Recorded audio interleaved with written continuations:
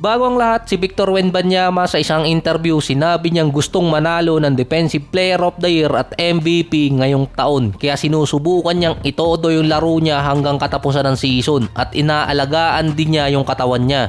Medyo naging green-minded pa yung sinabi ni Wemby na lahat ng parte ng lower body niya namamaga bukod lang dun sa isa. Sa comment na yon parang yung pambuhay ng bagong nilalang ang sinasabi niya or yung ikatlong paa ni Wemby. Pero sinasabi talaga ni Wemby doon yung paa niya dahil namamaga yun at ito yung nagkaroon ng injury. Si Wemby ang frontrunner sa Defensive Player of the Year. Ang susunod sa kanya si Chet Holmgren, pangatlo si Rudy Gobert.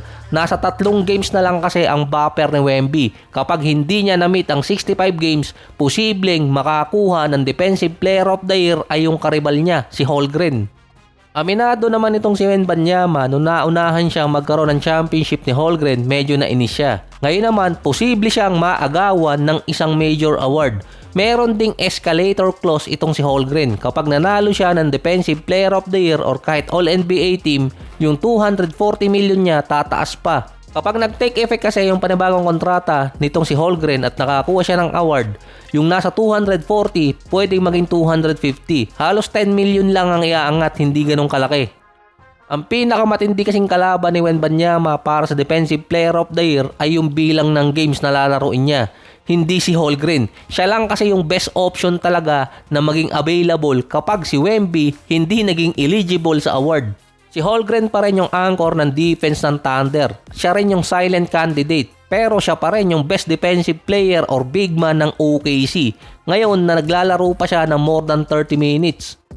Si Wemby naman at San Antonio may 15 games pa. Sa 15 games na yon, sila ang pangatlong team na merong pinakamadaling schedule.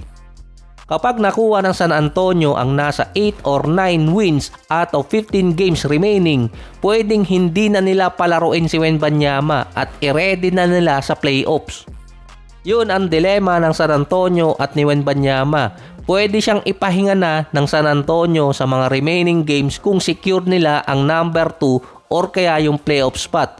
Sa MVP naman, malayo si Wemby. Kailangan si SGA, Jokic at Luka ma-eliminate sa eligibility. Dahil ang susunod doon, si Cade Cunningham at possible pa si Jaylen Brown. Malayo sa MVP ranking sa ngayon itong si Wembanyama. Ang chance pa, makakuha ang Thunder ng MVP at Defensive Player of the Year award sa kanilang mga player. Dahil yun kay SGA at dito kay Holmgren. Samantalang si Giannis hindi ulit nakalaro dahil sa injury sa kaliwang paa. Natalo ulit ang Bucks 4 na sunod na. Meron pang natitirang 16 games ang Milwaukee na kapag ang Hornets nanalo ng 5 or 6 na games pa, magkakaroon na ng chance ang Hornets na ma-eliminate ang Milwaukee Bucks. Ito ay kung ang Milwaukee Bucks matatalo ng 7 hanggang 8 games dahil ang Milwaukee nasa 16 games pa, ang Hornets nasa 14 games na lang at nasa Milwaukee pa yung tiebreaker kontra sa Hornets. Hindi rin willing na i-shutdown ng Bucks si Giannis ngayong season. Paglalaroin siya hanggang katapusan ng regular season pero hindi alam kung gaano katagal mawawala itong si Giannis at kung willing pa ba siyang bumalik. Based sa mga report kaya di umano may statement na possible i-shutdown si Steph ay dahil sa rumors na may chance ulit ang Golden State dito kay Giannis pagdating ng off-season pero parang wala. Dahil yun sa report na lumabas based sa mga insider na tanging si Giannis lang ang non-Warriors player ang umattend sa party ni Steph. Pero yung party na yon nangyari All-Star Weekend pa, early celebration ng birthday ni Steph, nasa 1 buwan na rin. May another background story na naman regarding dito kay Giannis at halos parehas sila ngayon ng sitwasyon ni Steph. Dahil yung Bucks hindi makakuha ng player samantala yung Golden State iniiwan naman sila ng kanilang mga player.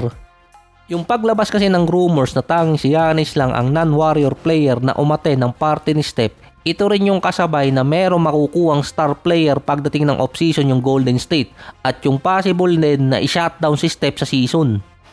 Si Bam Adebayo naman ayaw pa rin tantana ng mga critics about sa kanyang 83 points. Hindi na rin makatira ng matinong free throw si Adebayo ngayon. Decent free throw shooter kasi si Adebayo at isa sa best big man pagdating sa linya. Rare na matatawag yon para sa isang big man or sentro. Meron siyang nasa 78% pagdating sa free throw line. Kung meron siyang 10 attempts, makakapagpasok siya ng 7 hanggang 8 free throws. Pero sa nakaraan 2 games, nasa 64% shooting itong si Adebayo mula sa free throw area.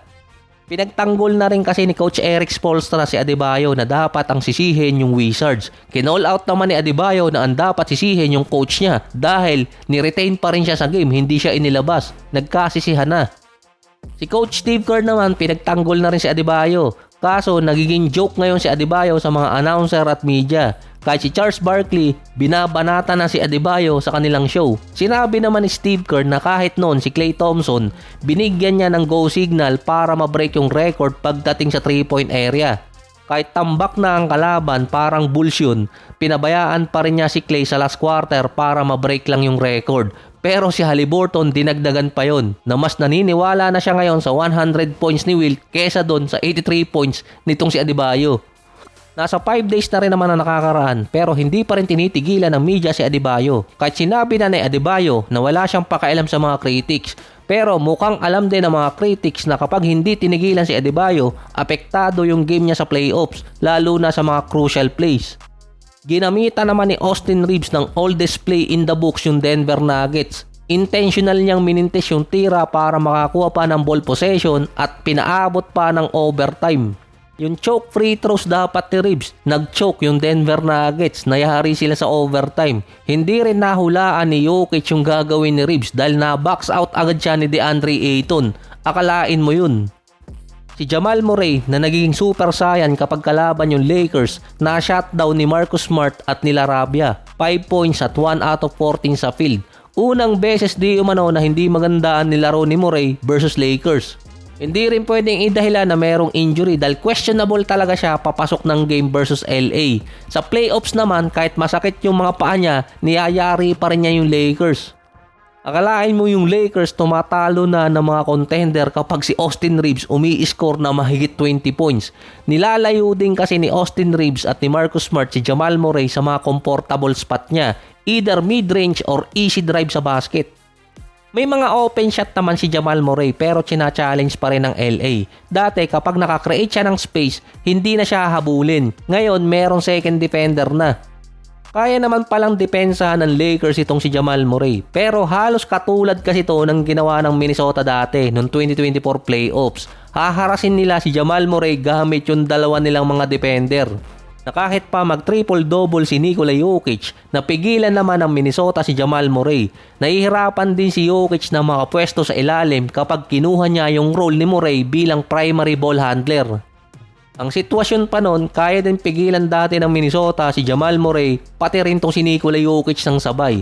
Si Murray pa nun, after ng series nila sa Minnesota, parang isang buong season bago nakarecover.